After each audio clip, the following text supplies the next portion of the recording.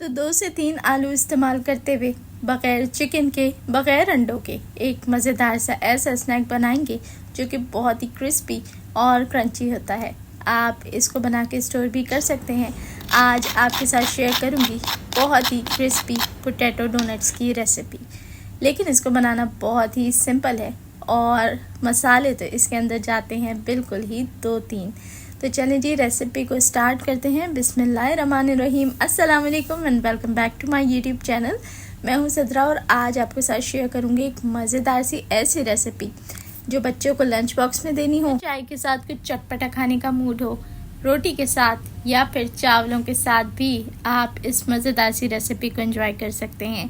तो potato donuts बनाने के लिए मैंने यहाँ 3 आलूओं का इस्तेमाल किया है और जिसको मैंने अच्छे से उबाल लिया था। तो उबालने के बाद आपने इसको बारीक ग्रेटर से इस तरीके से ग्रेट करना है कि आलू बहुत ही फाइन सा ग्रेट हो जाए। तो बेसिकली क्या है कि हमें इसके अंदर कोई भी गुठली छोड़नी नहीं है, बहुत ही फाइन सा ये मैश होना चाहिए, इसीलिए मैं ग्रेटर की मदद से इसको ग्रेट कर रही हूँ। तो बस 3 आलूओं को उबाल के मैंने यहाँ ग्रेट कर लिया है और अब मैं इसके अंदर शामिल करूँगी कीमा।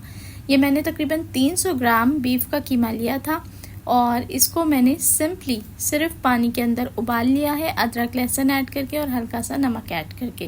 बस जैसे ही इसका पानी खुश्क हो जाए कीमा तैयार है।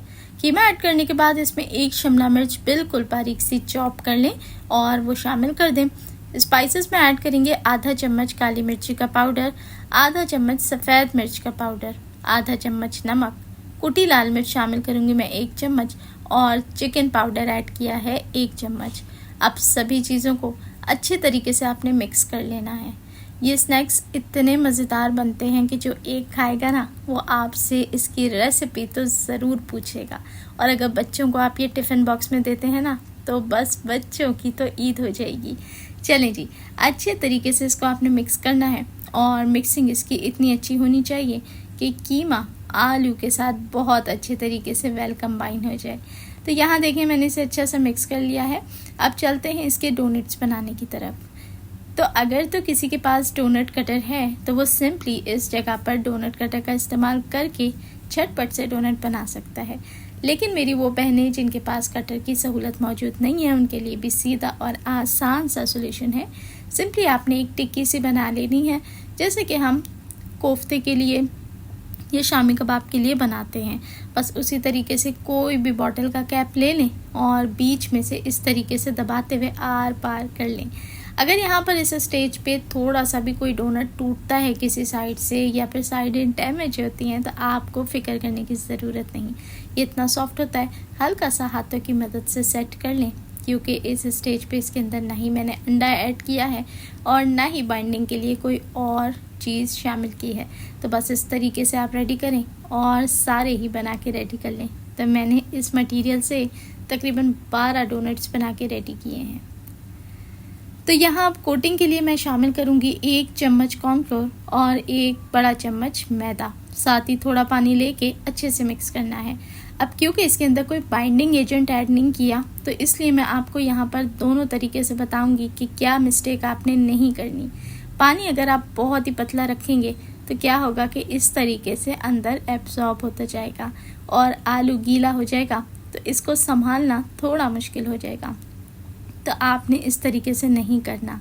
सिंपली जब आप इसको उठाएंगे तब भी ये टूटेगा और ब्रेड क्रम्ब लगाने के बाद भी संभालना मुश्किल होगा।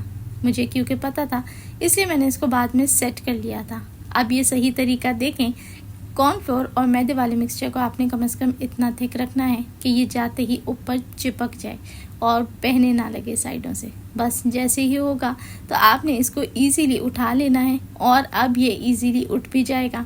साथ ही आपने ब्रेड क्रम्ब की कोटिंग भी इसके ऊपर कर देनी है। और अब आप यहाँ पर देख सकते हैं ये इतना ज़्यादा स्टिफ होगा कि आराम से उठा के आप इसे डील कर लें, ना ये टूटेगा और ना बिखरेगा।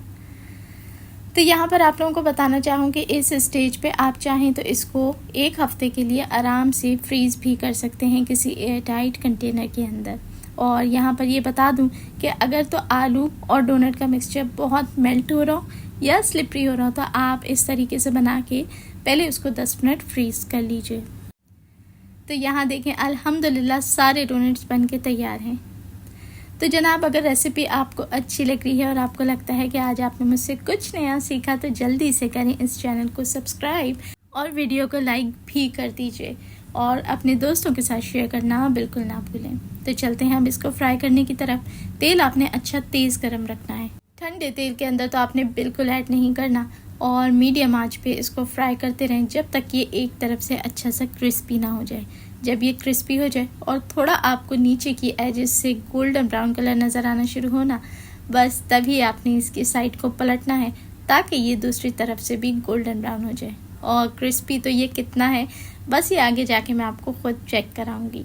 तो जनाब, ये रेसिपी बहुत मज़ेदार है। इस रेसिपी को आप सभी लोगों ने ज़रूर ट्राई करना है, क्योंकि जब बच्चों को बना के देंगे ना, तो बच्चे तो बार बार इसकी फरमाइश करेंगे और साथ ही जब बड़े भी खाएंगे ना, तो उनको भी ये रेसिपी इंशाल्लाह बहुत पसंद आने वाली है। तो रिवायती चिकन वाले स्नैक्स से हट के ये कुछ डिफरेंट जायका देगा, तो ज़रूर इस रेसिपी को आप सब लोगों ने ट्राई करना है। यहाँ देखें, माशाल्लाह ये क्रिस्पी भी हो गए थे और क्या ही खूबसूरत सा गोल्डन ब्राउन कलर भी आ गया था। तो बस आपने इसको इसके बाद नहीं रखना, फ़ौरन से निकाल लेना है। और यहाँ देखें, क्रिस्पी क्रंची डोनट्स तैयार हैं। देखने वाले सभी लोगों का बेहद शुक्रिया।